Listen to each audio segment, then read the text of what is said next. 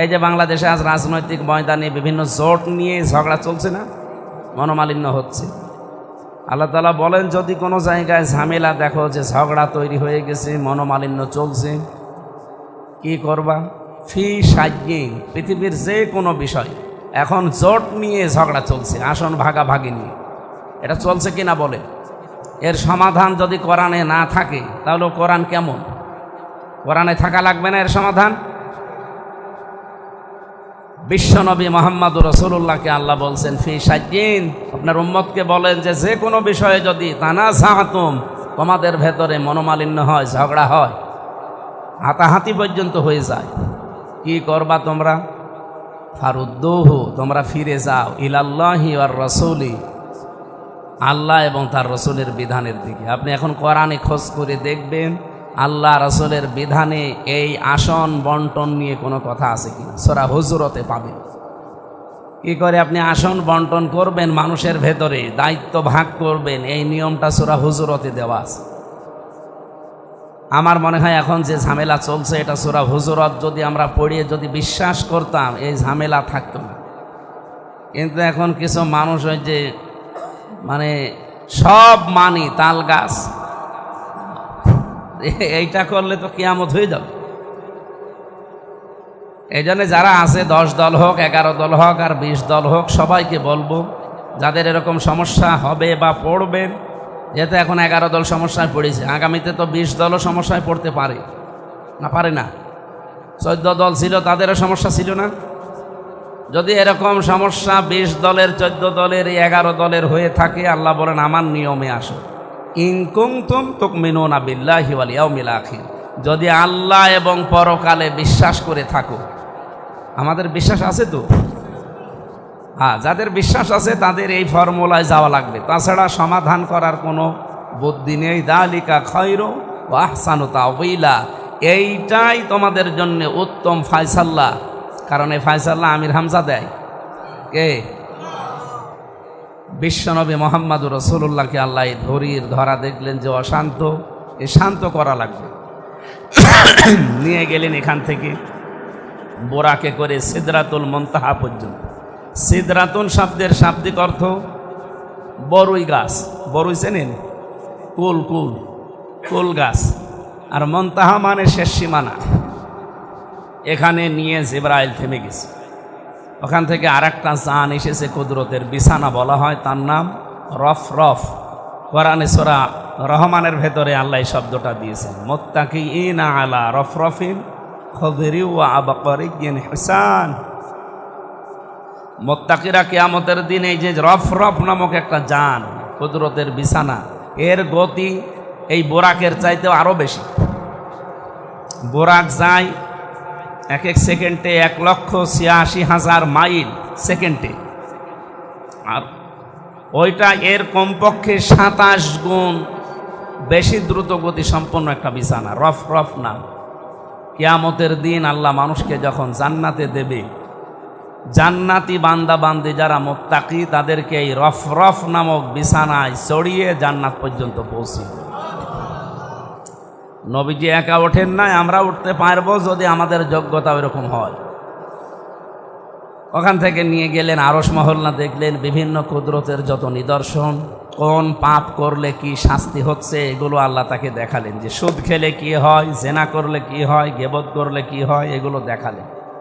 দেখিয়ে হাউজে কাউসার দেখালেন, জান্নাত জাহান্নাম যা ছিল সব দেখিয়ে লিনুরিয়াহু মিন আয়াতি, আল্লাহর সব নিদর্শনগুলো দেখিয়ে এবার বসালেন তার ল্যাবরেটরিতে, গবেষণাগার যেটাই বলেন। এখানে বসিয়ে মহান আল্লাহ তাকে 27 বছর হাতে কলমে শেখালেন যে পৃথিবী শান্ত করা লাগবে। অশান্ত হয়ে গেছে, মারামারি, হানাহানি, চোর ডাকাতি, জেনা, ব্যভিচার, মানুষের সম্পদ দখল করা, লুণ্ঠন করা চলছে। এটা বন্ধ করতে হলে 27টা বছর আপনাকে আমার কাছে, আমার গবেষণাগারে বসে 14টা জিনিস আমি আপনাকে শিখাবো। কয়টা? এটা সূরা বানী ইসরাইলের 23 থেকে 38। এই কথা বলেন কেন? কথা বলা যাবে না, কি আশ্চর্য! এই 14টা জিনিস তাকে শিখিয়ে বললেন, হে মোহাম্মদ সাল্লাল্লাহু আলাইহি ওয়াসাল্লাম, আপনি যান, এবার দুনিয়ার জীবনে চলে যান। আপনি এই 14টা বিষয় যদি অ্যাপ্লাই করতে পারেন, আমি আল্লাহ কথা দিচ্ছি দুনিয়াটা মিনি জান্নাত হয়ে যাবে। আমাদের এই বাংলাদেশ এখন যে অশান্ত, চুরি ডাকাতি, এমনকি মানুষের জীবনের কোনো নিরাপত্তা নেই। সেই এরশাদ চাচা বলেছিল না যে ঘরের ভেতরে থাকলে খুন হয়ে যাচ্ছি আর বাইরে গেলে গুম হয়ে যাচ্ছে, সে অবস্থা চলছে না? আমরাও তো এরকম আতঙ্কে আছি। আমরা এই আতঙ্কে আর থাকতে চাই না। আমার জমি দখল হয়ে যায়, আমার প্রতিষ্ঠান থেকে চাঁদাবাজি করে বিভিন্ন নামে। নাম দিয়েছে কি যে আপনি মসজিদে 5 লাখ টাকা দেন, মসজিদের নাম দিয়েছে, মাদ্রাসায় 10 লাখ টাকা দেন। নাম তো এতিমখানা, নাম মসজিদ মাদ্রাসা, কিন্তু টাকাগুলো ওখানে 2000 দিলে বাকি 98,000 টাকা আল্লাহর ওলিরা খেয়ে ফেলে। তো নিয়েছে কিসের নাম বলে দেখেছি? এগুলো কুষ্টিয়ার বিভিন্ন জায়গায় চলছে না চলছে না? শুধু কুষ্টিয়ায় না, সারা দেশে অবস্থা একই। এগুলো যারা করছেন এটা বন্ধ হওয়ার জন্য এই রজব মাসের এই 26 তারিখে, আজকে রাতেই নবীকে আল্লাহ নিয়েছিলেন। এই রাতে আমাদের শিক্ষা নেওয়া দরকার আগামীর বাংলাদেশে এই 14টা কর্মসূচির আলোকে সাজানো। যারা সাজাতে চায় আমরা তাদের সাথে আছি, যারা সাজাতে চায় না তারা এই মসজিদে নামাজ পড়েই কি আর নামাজ না পড়েই কি। নবীজিকে আল্লাহ এবার 3টা জিনিস হাদিয়া দিলেন। কয়টা? নাম্বারে তাকে হাদিয়া দিয়েছিলেন 50 ওয়াক্ত নামাজ। মুসা নবীকে দেখা হয়েছিল 6ষ্ঠ আসমানে, বারবার তিনি ফেরত দিচ্ছিলেন, 9 বার ফেরত দিয়েছে। 9 বারে 5 নং 45 ওয়াক্ত তিনি কমিয়ে দিয়েছেন। পরবর্তীতে উনি বললেন যে আপনি আবার যান, দেখেন 2-1 ওয়াক্ত কমে কিনা। উনি বললেন যে না, আমার লজ্জা করছে। আল্লাহ রাব্বুল আলামিন তাকে ওই সময় জানিয়েছিলেন, সূরা কফের 29 নম্বর আয়াতে এটা আছে, মা ইউবাদদালুল কওলু লাদাইয়া ওয়া মা আনা বিযাল্লামিন। আমার সিদ্ধান্ত আমি পরিবর্তন করি না, আমি যা বলেছি একবার ওইটাই হবে। আমি তো বলেই দিয়েছি 50 ওয়াক্ত, কিন্তু আপনার কনসিডারের কারণে আমি কমিয়েছি, আমি কমাতাম না। আপনার কথাবার্তারা বারবার আপনি ফিরে আসেন, আপনার দিকে তাকিয়ে আমি কমিয়েছি, এই 5 ওয়াক্তে রাখলাম। আপনার উম্মতকে যে বলবেন যদি হক আদায় করে এই 5 ওয়াক্ত নামাজ তারা পড়তে পারে, আমি 50 ওয়াক্ত নামাজের সওয়াব দেব। এখন আমার প্রশ্ন, আল্লাহর কথার ভেতরে একটা যদি ছিল, কিন্তু ইন, আরবিতে ইন বলে, বাংলায় যদি বলে। এই যদিটা কি ধরতে পেরেছেন? কি বলেন তো? কে বলল? আপনি আলে কি জালেন? হুজুর মানুষ মনে হচ্ছে, এই জন্য বললাম আলেম না। ফেলেছে দেখেছেন?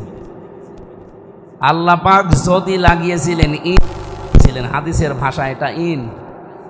হে নবী, উম্মতদেরকে যে বলবেন আমি তো 50 ওয়াক্তই লিখে দিয়েছি, তাম্মাত কালিমাতু রব্বিকা সিদকা ওয়া আদলা লা মুবাদদিলা লিকালিমাতি। আমার কথার কোনো নড়নচড়ন নেই, কোনো পরিবর্তন নেই। আমি যা বলি একবার ওইটাই ফাইনাল। কিন্তু শুধু আপনার কনসিডারের কারণে, আপনি আমার হাবিব। কি আমি হাবিব? আমি আপনার সন্তুষ্টির জন্য সব করতে পারি, এই জন্যই তো আপনাকে আমি হাবিব বলে ডাক দিয়েছি। বন্ধু, হাবিব শব্দের শাব্দিক অর্থ হচ্ছে বন্ধু। হাবিব মানে কি? আমি বন্ধুর প্রায় 33টা শব্দ পেয়েছি আরবিতে। হাবিব মানে বন্ধু, রফিক মানে বন্ধু, খলিল মানে বন্ধু, জার মানে বন্ধু, সাদিক মানে বন্ধু, আশিক মানে বন্ধু, অলি মানে বন্ধু। এরকম আমার সব মনে নেই, আমি 33টা পেয়েছিলাম। এক একটা বন্ধুর আবার আলাদা আলাদা শব্দের ব্যাখ্যা আছে। হাবিব বলা হয় ওই বন্ধুকে যে বন্ধুর জন্য আল্লাহ সব করতে পারে। এজন্য পৃথিবীর কোনো নবীকে হাবিব বলা হয় না, শুধুমাত্র মুহাম্মাদুর রাসূলুল্লাহকে আল্লাহ আদর করে ডাক দিয়েছেন হাবিব। ইব্রাহিম নবীকে আল্লাহ ডাক দিয়েছিলেন কি বলে? খলিল মানে কি? বন্ধু। খলিল কোন বন্ধু? ওনাকে হাবিবের মর্যাদায় নিয়ে আসতে পারবেন না। খলিল মানে ওই বন্ধু যেই বন্ধু আল্লাহর জন্য সব করতে পারে। ইব্রাহিম নবী তার জীবনে 50টা পরীক্ষা দিয়েছেন, একটা পরীক্ষায়ও তিনি ফেল করেন। আল্লাহ যখন যে পরীক্ষা নিয়েছে প্রতিটি পরীক্ষায় 100 মার্ক নিয়ে তিনি পাশ করেছেন। এ কারণে তারকে আল্লাহ কি নাম দিয়েছেন? আত্তাখাযাল্লাহু ইব্রাহিমা খলিলা, আপনাকে আমি খলিল হিসাবে মেনে নিলাম। 3 নম্বরে রফিক মানেও বন্ধু। এ কোন বন্ধু? এক বন্ধু বিপদে পড়েছে, আর এক বন্ধু জীবন দিয়ে হলেও তাকে বাঁচায়, এটার নাম হচ্ছে রফিক। কিন্তু যে বন্ধু বিপদে পড়েছে ওরে দেখলে ও পালায়, এটার নাম রফিক না। যেন বন্ধুর প্রতিটা শব্দর আলাদা আলাদা ব্যাখ্যা 33টা করলে ভালো হতো, আমার কাছে নোট করা আছে। তা আমি এখান থেকে, যেহেতু আপনি হাবিব, আপনার জন্য আমি সব করেছি, সবই করব। এখন আপনাকে আমি বললাম, যদি আপনার উম্মতেরা, আবার বলছি কি জানো, যদি, আবার বলেন, আর একবার বলেন, যদি আপনার উম্মতেরা 5 ওয়াক্ত নামাজ হক আদায় করে পড়তে পারে, আমি গ্যারান্টি দিয়ে দিলাম 50 ওয়াক্ত নামাজের সওয়াব প্রতিদিন দেব। এখন প্রশ্নই তো এইটা যে আমার এই হক আদায় করে নামাজ পড়া, এটা আবার কি? নামাজ পড়লে আপনি মুসল্লি না, বিষয়টা এমন না। ফাওয়াইলুল লিল মুসাল্লিন আছে কোরআনে, ওই সমস্ত মুসল্লিরা ধ্বংস হয়ে যায়, ওদের জন্য আক্ষেপ, আফসোস, নামাজ পড়েও আল্লাহ বলেন ধ্বংস হয়ে যায়। কোন মুসল্লি তারা? আল্লাযীনা হুম আন সালাতিহিম সাহুন, যারা নামাজ পড়ে ঠিক কিন্তু নামাজের ভেতরে সাহুন। সাহুন শব্দের অর্থ 4টা। কয়টা? এই 4টা বিষয় যদি নামাজের ভেতরে আপনার পাওয়া যায়, আপনার নামাজ হচ্ছে না। আমার এই বিষয়টা আলোচনা করা খুব দরকার ছিল, কিন্তু সময় তো আমার হাতে নেই। করবো না শেষ করে দেব। নামাজের পরে একটা জানাজা আছে, ওইটা আবার ধরা লাগবে, এই জন্য করেন। আমি তো করলে এখনো 5 ঘন্টা করতে পারবো, করলে তো হচ্ছে না সব। আমার ওই নামাজটা ধরা যে এই ঘড়ি ঠিক আছে, আমার মনে হয় এখন আর টানা ঠিক হচ্ছে না। এই 4টা শর্ত, এরপরে আরও 2টা হাদিয়া বাকি আছে। এটা বলে মেনে নিতে পারবেন তো? একটাই বলছি, 1, 2, 3 বাদ দিলাম, 4 নাম্বারটা বলছি, কারণ এটাই খুব বেশি দরকার এখন। আপনি যার পেছনে নামাজ পড়বেন, ওই লোকটা আপনার চাইতে কমপক্ষে ভালো হওয়া লাগবে। এই মসজিদের যিনি ইমাম আছে, এটা তো নাকি এইটা, এনার মাথা থেকে পা পর্যন্ত আমরা কিন্তু দেখে নিয়েছি। আপনার বাড়ি কোথায়? সাতক্ষীরা থেকে এসেছে, ইমামতি করছে, মাথা থেকে পা পর্যন্ত দেখে নিয়েছি। যদি দাড়ি কাটা থাকতো নিতাম? কুষ্টিয়ার মানুষ নিতেন বলেন? এমনকি খোঁজ খবরও আমরা নিয়েছি যে ওনার বউ পর্দায় থাকে কিনা। যদি শুনতাম যে ওনার বউ এনজিও চাকরি করে, বলতাম ও ইমামতি হবে না। বা ওনার বউ বেপর্দায় চলে, ওনারে আমরা ইমামতিতে নিতাম। কুষ্টিয়াবাসীর রেকর্ড হচ্ছে, কিন্তু এ শুধু সদর থানায় থাকবে না, এ সারা বাংলাদেশে চলে যাচ্ছে। সাতক্ষীরা থেকে আল্লাহরে বান্দা একজন আলেম মানুষ এসেছে, ওনার মাথা থেকে পা পর্যন্ত দেখে নিলাম, সুন্নতের পাবন্দি পুরাটা। এমনকি ওনার পরিবার পর্দায় থাকে কিনা এটাও দেখে নিলাম। আপনি এখন বলেন, এখন সকালবেলা ফজরের নামাজ পড়তে এসে যদি দেখেন যে উনি দাড়ি কেটে সফা নামাজ পড়বেন, কি বলবেন? হুজুর আপনি দাড়ি কাটলেন কেন? উনি যদি বলে, আরে বেটা তোরও তো দাড়ি নেই, তো ওই তো সকালবেলা সেভ করে এসেছিস, কি বলবে ওই দাড়ি কাটা মুসল্লি? হুজুর দাড়ি ছাড়া মুসল্লি হওয়া যায়, কিন্তু দাড়ি ছাড়া ইমাম হওয়া যাবে না। এই সিস্টেম আমাদের বাংলাদেশে আছে? নেই। কিছু কিছু এলাকায় আছে, কিন্তু আমাদের এই সমস্ত খুলনা, বরিশাল এই বিভাগগুলোতে নেই। দাড়ি কাটা মানুষ না, বিড়ি খাওয়া মানুষ যদি মসজিদ ঝাড় দেয় তাও ঝাড় দিতে দেয় না। কিন্তু অনেক এলাকায় বাংলাদেশে আমি পেয়েছি, ওরা বিড়ি খেয়ে নামাজও পড়ায়। আপনি চট্টগ্রামে যান, সিলেটে যান, একজন আলেম পেয়েছিলাম, মৌলানা, আমার আগে বক্তব্য দেবে, বিড়ি খেয়ে ফেলে দিয়ে না হামাদু, কি গো ও কি খেয়ে গেল, অথচ বিশাল এক হুজুর, আমার কাছে ভাইরাল ছবি আছে। তো ওই এলাকার জন্য, চট্টগ্রাম আর সিলেটের জন্য বিড়ি সিগারেট এগুলোর মাসলা মাসাইল একটু আলাদা। কিন্তু আমাদের এই সমস্ত বিভাগে, বিশেষ করে রাজশাহী, এই খুলনা বিভাগের পরে বরিশাল, এইগুলো এলাকায় যদি কেউ ইমামতি করে, বিড়ি খাওয়া ইমাম না, মুয়াজ্জিন না, মুসল্লি হলেও তার সমস্যা আছে। আমার প্রশ্ন হচ্ছে, হক আদায় করে নামাজ আমরা পড়তে চাই, 50 ওয়াক্ত নামাজের সওয়াব নিতে চাই, এমনকি হাউসে কাউসার নবীর হাতে খেতে চাই, ঠিক আছে তো? তাহলে 1, 2, 3 কিন্তু আমি বলি নাই, ওগুলো আমরা সময় পেলে কোনো জায়গায় বলবো। 4 নাম্বারটা বললাম এই যে আমার চাইতে ওনার সুন্নতের পাবন্দি এবং সব দিক থেকে যোগ্যতা বেশি হওয়া লাগবে, তারপরে ওনার পেছনে আমার নামাজ হক আদায় করে হবে। এখন এটা শুধু খালি এই মসজিদের ভেতরেই শেষ। ওই যে ওয়াজআলনা লিল মুত্তাকিনা ইমামা বলা হয় না, এটা নামাজের ভেতরে দেখবেন, নামাজের পরেই ইমাম সাহেবরা পড়ে অনেকে, ওয়াজআলনা লিল মুত্তাকিনা ইমামা, হে আল্লাহ তুমি আমাদের মুত্তাকিদের নেতা বানাও। কাদের নেতা? সুতরাং আমাদের উচিত আমাদের পরিবার, আমাদের সমাজ, আমাদের এই রাষ্ট্র যারা নেতৃত্ব দেবে তাদের চরিত্র যেন এই সাতক্ষীরা থেকে যিনি এসেছে এই ইমামের চাইতে 100 গুণ ভালো হয়। এরকম নেতাই তো সামনে আসতেছে অবশ্যই ইনশাআল্লাহ। যারা আসবে এই মানুষগুলো ইমামের চাইতে 100 গুণ ভালো হবে, এইরকম মানুষকে আপনার রায় দেবেন, এরকম মানুষকে আপনার সাক্ষী দেবেন, ভোট দেবেন, ইমামতি করার জন্য সামনে দিয়ে দেবেন। তাহলে ওই 50 ওয়াক্ত নামাজের সওয়াব আপনি পাবেন। আর যদি দেখেন যে না ওর চাইতে আরও 2 নাম্বার, এমনকি তার বউ পর্দায় থাকে না, এরকম মানুষকে দেওয়া যাবে?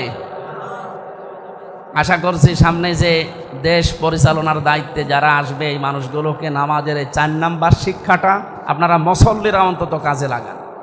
অন্য যারা জানে না, না বুঝে করে তাদের বাদ দিলাম।